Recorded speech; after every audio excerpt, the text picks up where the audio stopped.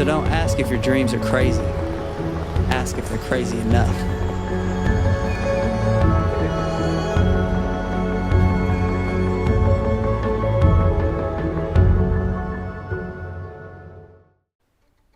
Shalom, Zion.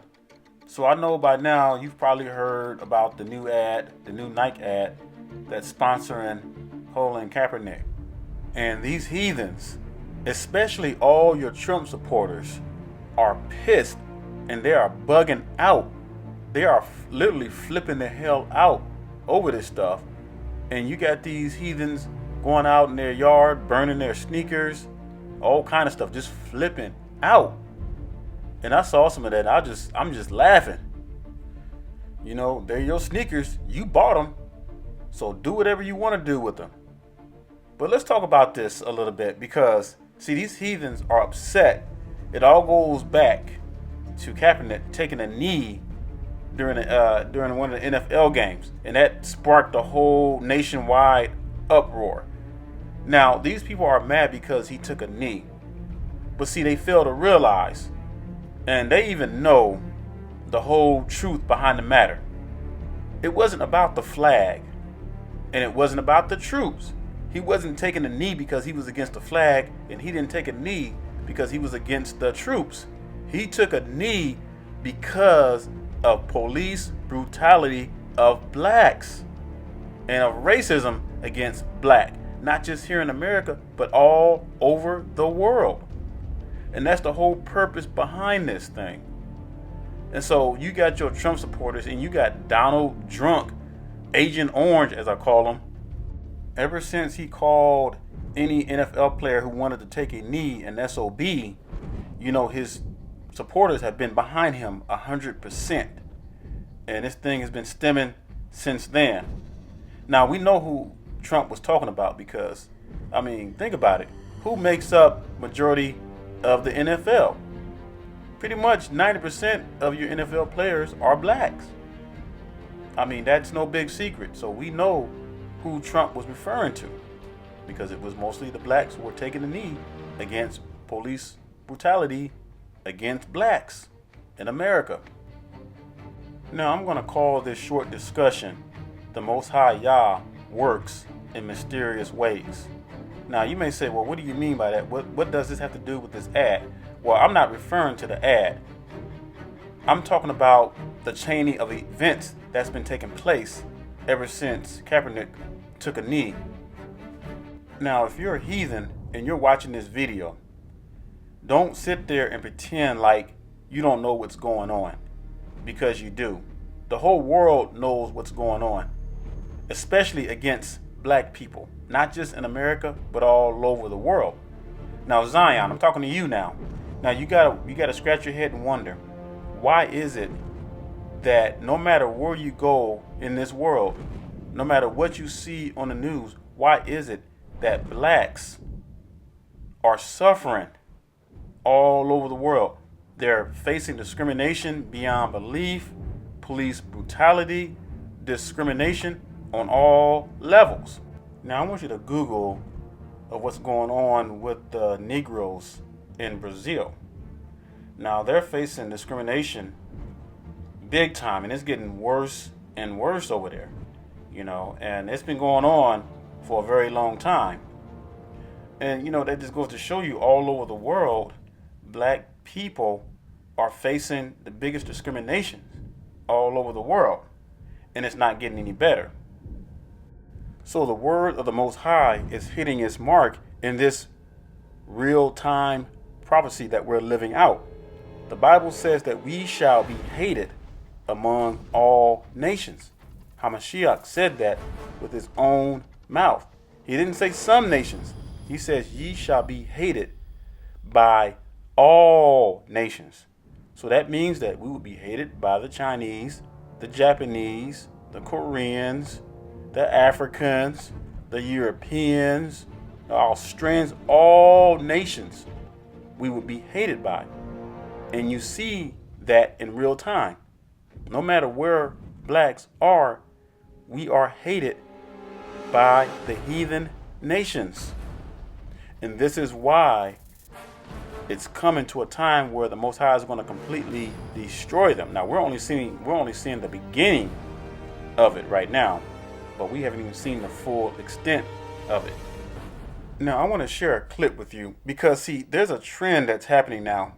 See, the world has already put so much stigma on Hebrews, the so-called blacks. There's been so much stigma put on us through the media that we're criminals, that we're rapers, that we're thieves, we'll steal anything, anytime, anywhere. So the heathens are seizing on that moment. They're seizing on that opportunity. Now let me tell you what's going on. Now y'all remember that shooting that happened in Chicago. Now before I talk about that, I'm going to show you a clip that's going to blow your mind. Now some of you have probably seen this already, but you have heathens that are buying these black silhouette masks that cost like from anywhere from $500 to $2,000. And I mean, they look so real. They look like a black face, like an average black person would be walking around. And they're getting these Hollywood masks purchased. I don't know where they're getting them from, but they're buying them. And they're using them to disguise themselves as black people so that way when the cameras are, because you know there's cameras all over the place. So when the camera picks that up, they see a black face. So that's who they're going to go after. So they're getting very clever with this. These devils are going to every extent to destroy us. But we know the Most High got something for these wicked devils. Now, I said earlier, the Most High works in mysterious ways.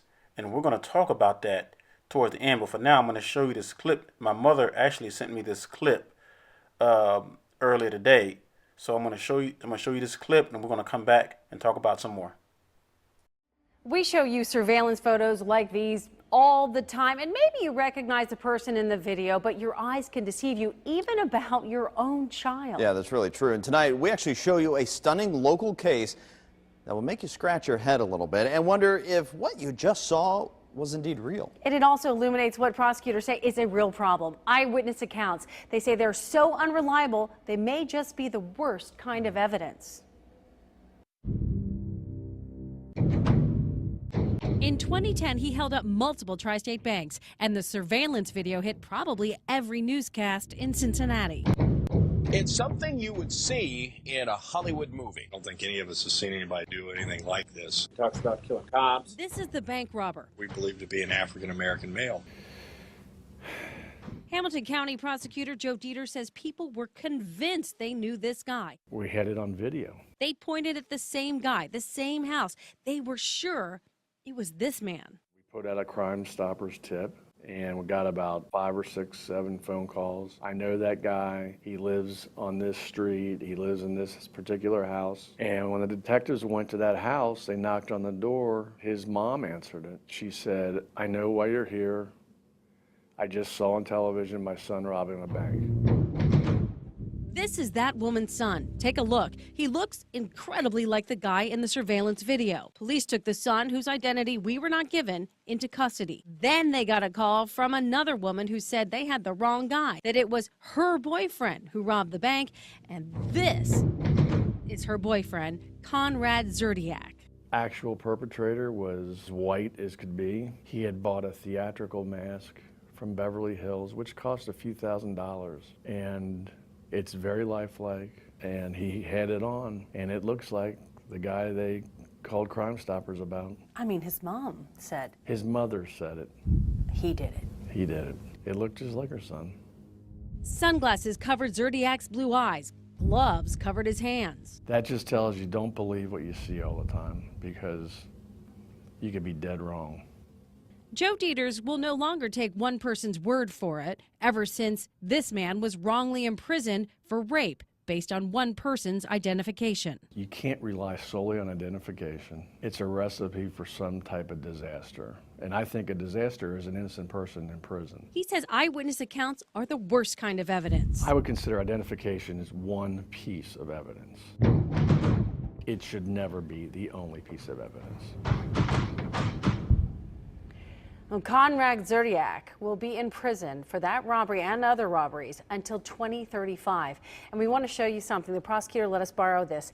This is the mask used in that crime. It has been sitting at my desk now for about a week, freaking everyone out. The whole newsroom's been yeah, talking I mean, about it's really, it's unbelievably lifelike. And the poor guy who just happened to look like it did nothing wrong. Right. Absolutely nothing wrong. But this thing, you can look him up. You can buy them several $100s, right. thousands And there of are dollars. several cases actually across the country where it is thought that people are using these types of masks, Hollywood masks, to get away with crimes. Yeah, it's absolutely. really I'll remarkable. attest to the creepy part. I'll It tell you does. that Sure much. is. Very But realistic. it does also yeah. question, like, you got to question what you see. Did you really see that? His mom thought it was Yeah, him, how and about it that? wasn't. Now, what you just saw in this clip is only a taste of the deceptiveness of what the heathens are doing to our people. Now, you saw how this heathen was able to buy this mask and use it and disguise himself as a black man, any ordinary black man. And who did the police go after? Because they had the cameras. So what did they see?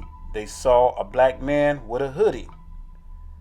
So I bet the mother had to feel awfully bad after she found out her son didn't do it. Now that's how deceptive these heathens are. They're getting desperate. They know their time is short. And these are just some of the few things that have been going on. Now I talked about the incident in Chicago. You all remember that shooting that happened in Chicago that one weekend, where I think it was like 70 people that got killed. Now I've been saying this all along, and I truly believe what happened was something similar to what this guy did with the black mask. I truly believe that the government agencies are hiring people, or they're getting people to go into these neighborhoods, disguise themselves as black people, and shooting up the neighborhoods. Now, I have family members in Chicago, and I've been to Chicago before. And you know, the thing with our people, we don't just go around shooting up folks. See, they used to do the same, they used to put the stigma on the same thing in LA, and they've been doing it with Chicago for a long time, that we go up and we just shoot up our own people. Now, granted, you do have some black on black crime, but it ain't nothing like what the media is putting out. So there's some deceptiveness that's going on there. So y'all remember the movie that just came out a while back ago called The First Purge? Remember in that movie where they started the purge, and then next thing you know, people wasn't really going out killing one another. People were partying. But if you look at the majority of the people who were partying, they were black folks. And look what they did. Then they sent in this agency to go out and start killing up folks, you know, when they didn't start killing up one another.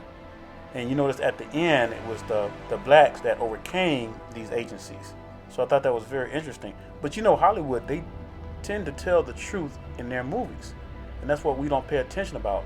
You know, Hollywood just don't make a movie just to be making a movie. They put hidden codes in these movies to tell the truth, or either to mock us to our face, but we don't even see it. I mean, we have been discriminated against ever since we got over here on ships, you know, and it's never stopped. It's an ongoing thing. Now, we know why. When you read Deuteronomy 28, we know about the curses. And we know that a lot of our people are waking up and starting to get back to Torah. So when we talk about this ad that Colin Kaepernick did with Nike, now I said that the Most High works in mysterious ways. So let me explain that to you. So this whole thing is much bigger than what Kaepernick did. So he took a knee because he was protesting against police brutality against blacks in America and against racism. You know, but this thing is much deeper. Now, I truly believe that the Most High is using this situation to try to wake our people up. And what do I mean by that? It's because, see, we see all these things that are going on. We're constantly being called niggers. We're constantly being thrown out of restaurants because of the color of our skin.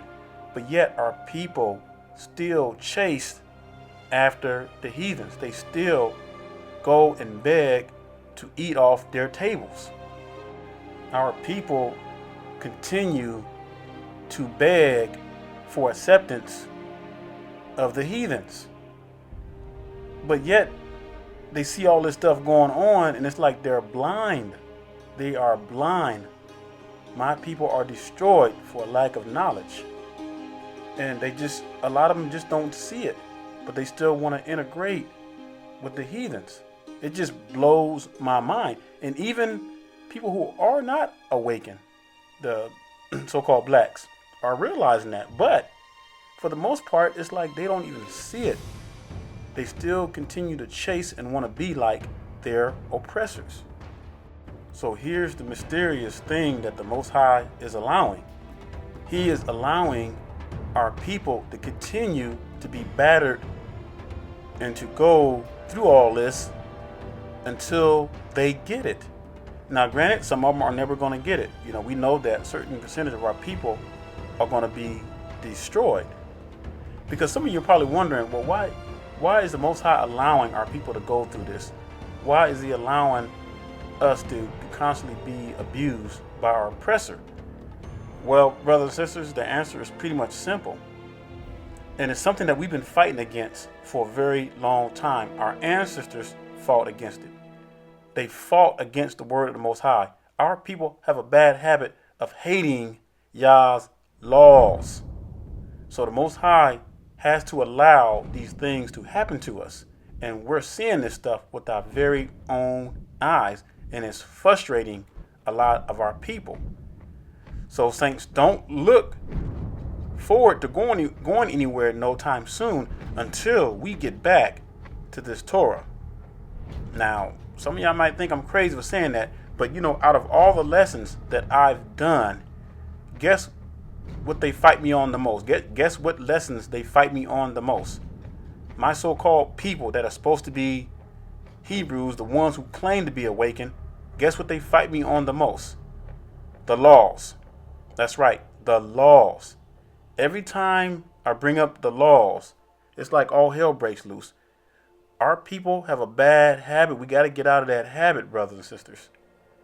Because a lot of our people are coming out of Christianity and they still have a lot of that perpetual hatred of Yah's laws. And it's not going to fly. It's not going to fly. And you're wondering why we ain't gone nowhere yet. You're wondering why we keep going through the same things that we're going through. Now, I truly believe in Deuteronomy chapter 28, verses 1 through 14, because the Most High said with His own lips that if we keep His laws, none of these things will come upon us. Now, you can believe it or not, but I truly believe it. So, look around you, saints. It's time to stop playing games. It's time to stop second guessing the Most High's word. His laws are non-negotiable. Y'all hear me? Non-negotiable. So whether you want to keep them or not, that's going to be on you. That's going to be on you. The Bible says, be ye not hearers only of the words, but be ye doers of the words. And you see the problem our people are dealing with and facing right now is that most of everybody who is waking up are just in love with the identity. They're so in love with the identity of being who they are that they forget the rest of it. They leave the rest of it off the plate. You see, they don't want the lifestyle. They just want the identity, but they don't want the lifestyle. And you can't have it both ways. You claim to be whatever, an awakened Israelite, you got to live the lifestyle, or you got to be working towards living the lifestyle. The word of the Most High commands it. The word of the Most High says in Psalms 1, we must meditate on His law day and night. So until we get that in our head, saints, we're going to continue to see the great troubles upon our people every day, and it's going to get worse and worse because too many of our people are just in love with the identity, but they don't want the lifestyle. And so a lot of you are going to just be wondering why America hasn't fallen yet. you know, because you're constantly fighting against the laws of the Most High. You're fighting against His Word. Now, I know some of you are going to come on here and comment, well, they're going to be destroyed anyway. Look, if you look at the history of our forefathers, now, because of those Hebrews who were complaining in the wilderness, now granted, you had people who loved the Most High and kept His laws, but they had to suffer with the whole group.